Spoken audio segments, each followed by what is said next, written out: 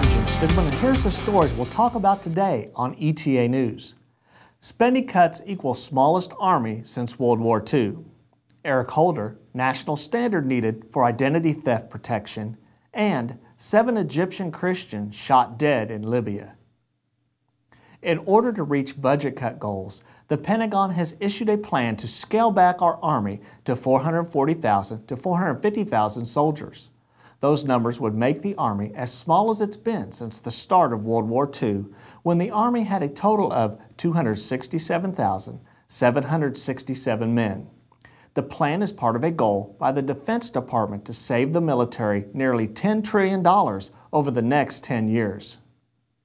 U.S. Defense Secretary Chuck Hagel stated that with the war in Afghanistan coming to an end and the Pentagon's plans to shift its focus to the Asia-Pacific region of the world, a large land army is no longer needed. This would be the first budget to fully reflect the transition DoD is making after 13 years of war, the longest conflict in our nation's history, Hagel further commented. If approved, the Pentagon is also planning to eventually do away with the Air Force's A-10 support planes, F-35s, and a new refueling tanker. The U-2 spy plane will also be retired to be replaced by the Global Hawk unmanned system.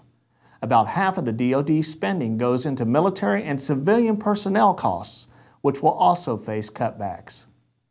Hagel further stated, "We choose further reductions in troop strength and force structure in every military service, active and reserve, in order to sustain our readiness and technological superiority and to protect critical capabilities." Those who oppose such drastic reductions feel that these major cutbacks would result in our forces being too small and out of balance with respect to readiness and modernization. In other national news, the recent data thefts reported by Target and Neiman Marcus have spurred a new interest in Congress to institute a federal law that would determine how companies inform their customers of such breaches.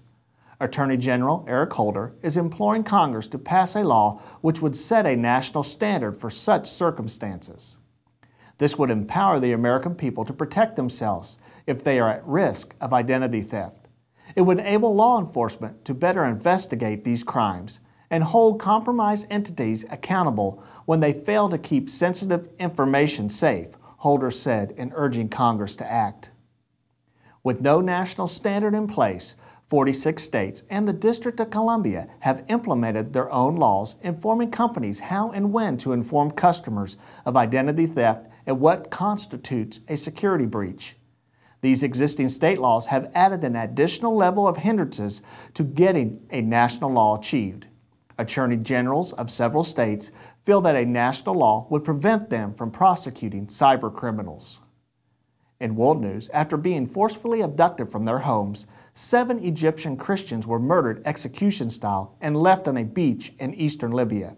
The killings were in an area just outside Benghazi where the Libyan government is failing at their attempts to contain heavily armed former rebels and Islamist militias during running rampant in the area.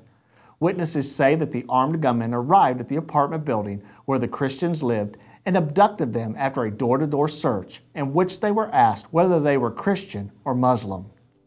They were killed by headshots in execution style. "We don't know who killed them," a police officer stated.